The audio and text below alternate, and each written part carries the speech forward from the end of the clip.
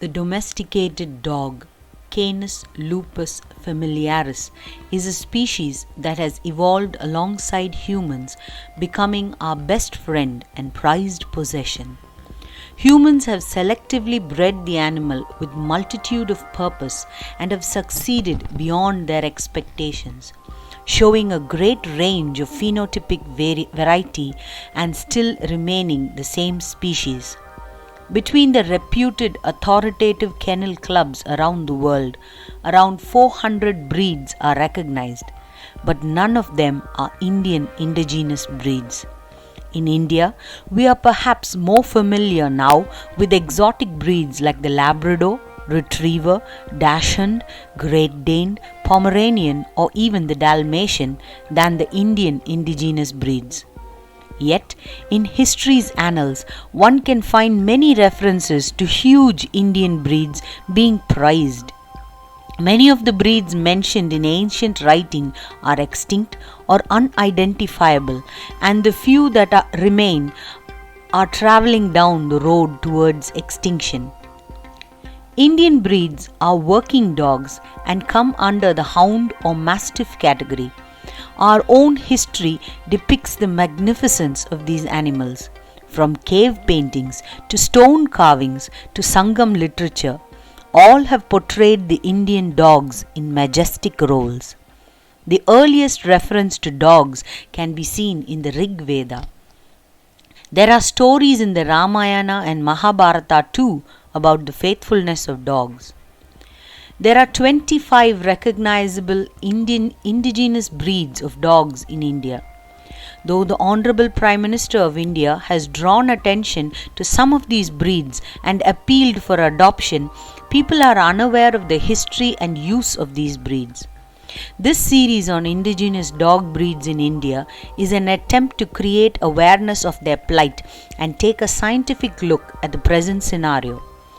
This video takes a look at the indigenous breeds of the state of Tamil Nadu. Sangam literature and folklore associate multiple war dogs and hunting breeds to have originated from Tamil Nadu. But in reality today, only 4 breeds, the Rajapalayam, Chippiparai, Kombai and Kanni, can be seen along with many stray or Ind dogs. There is hardly any literature on the breeds, even the physical traits are undocumented. The breeds of Tamil Nadu are in danger of becoming extinct. There are very few authenticated breeders and even fewer takers for these animals. Another major stumbling block is inbreeding. This has led to serious health issues in the animals. The Rajapalayam. Perhaps the most recognizable of the breeds is the Rajapalayam. It is a very old and rare breed of sight hound that was originally bred to be a guard dog and a bow hunting dog. The breed is named after the district in Tamil Nadu where it was originally bred. There are no records of how the breed originated. The most possible explanation is that it was bred possibly by the Nayak dynasty, which ruled the area from 1529 to 1736 AD. Most records indicate that they started out as hunting dogs for royalty, but they eventually became popular with other groups as well. They developed an aggressive and protective temperament when it came to hunting, which also served to make them excellent guard dogs. The dogs were used as war dogs throughout the 3 Carnatic wars in the 18th century and during the Polygar wars that occurred shortly after. As hunting became less popular, so did this breed, with their population dropping to around 200 dogs by the year 1980. The Kennel Club of India stepped in and launched a campaign to save the Rajapalayam in 1881, as well as being a breeding center to help increase the population of these dogs. In recent years, the breed has been scientifically and phenotypically characterized. The Rajapalayam has a long, straight leg and a deep chest, but a narrow waist and an unusual gait that is often compared to that of a thoroughbred horse. They are more heavily boned than other sight dogs, with a heavier head and broader muzzles designed to take down large wild boar. The triangular ears of the Rajapalayam sits high on the sides of their head and folds forward to the sides, framing their face, and their long whip-like tails often have a pronounced curl. Their short, smooth coats are predominantly white, and they have pink noses and pale pinkish skin. In most cases, they are medium sized, almond shaped eyes coming in dark brown, but blue also is possible.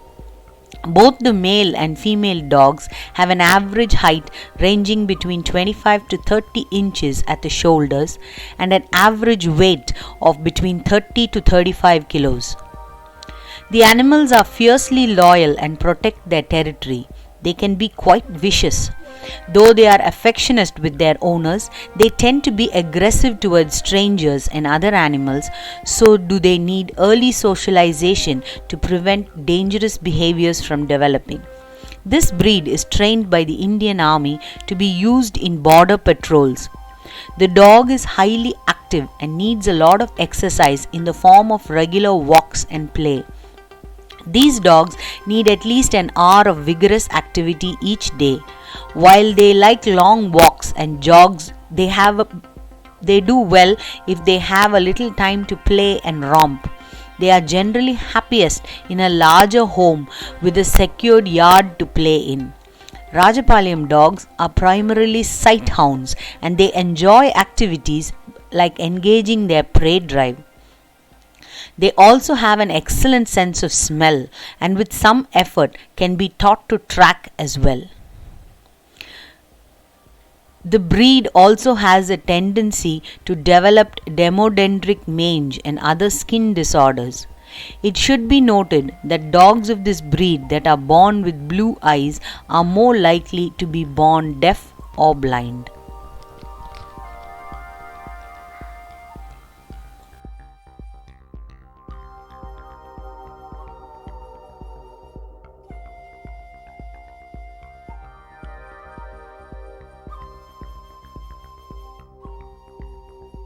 The Chippipare.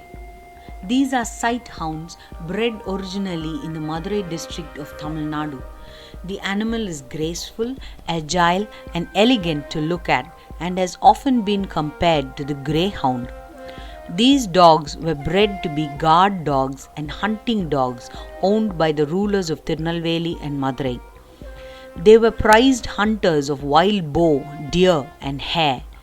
The dogs are independent hunters known for their speed and can bring down fast prey.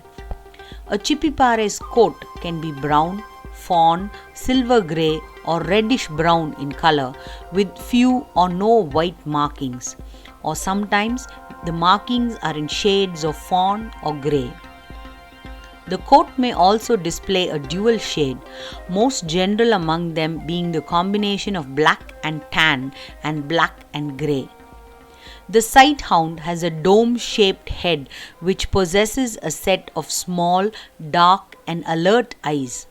It has medium-sized ears which resemble the shape of rose petals and can usually be seen in a partly erect position. A medium-sized dog, the Chippipare, can go up to the height of 25 inches when measured at the withers.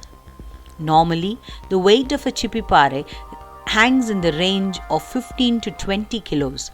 The average lifespan of these dogs extends from 12 to 15 years. The body is slender, streamlined, with long legs. In fact, on first sight, the dog may look starved, but the Chippipare is well muscled and toned. It has got a long, bony tail which rolls up. The Chippipare's back takes a slightly upward curve, giving the tummy a tucked-in look, and they have a very deep chest which accommodates a large lungs and heart. All these features are adaptations to help increase the speed and agility of the animal. The breed tends to be mild-tempered. They don't bark much and are peaceful and calm in nature. The breed thinks on its own and can behave stubbornly on certain occasions, but its intelligence makes their training very easy. Though they are truly loyal and protective towards their masters, they can be trained to be sociable towards other people too. Chipipares were meant for hunting, and thus there is a need for physically exerting themselves. An active session of exercise that can extend from 45 minutes to 1 hour a day would be appropriate for the dog. Jogging and walking are some of the means to keep the dog fit, but an intrinsic desire and the best energy burner for the breed is to experience the thrill of running. They are not suited to an apartment living and prefer a home with some space to run around. Today, they are a dying breed. Lack of scientific principle in breeding has led to the animals being prone to serious illness. Some of the more pressing problems for the dogs are cold intolerance, food allergies, sensitivity to anesthesia, hip dysplasia, progressive retinal atrophy, etc. The breed is susceptible to canine transmissible venereal tumor. The breed has also been reported to have congenital hernias. Chipipare dogs are liable to get cancer as well, with a case of mast cell tumor being described as recently as 2017. The numbers of Chipipare dogs have reduced over the years and have also become concentrated mostly in a few remote villages of Tamil Nadu and Kerala. The dog is recognized by a few kennel clubs of India, but most of the members of this breed are not registered and or are not pedigreed.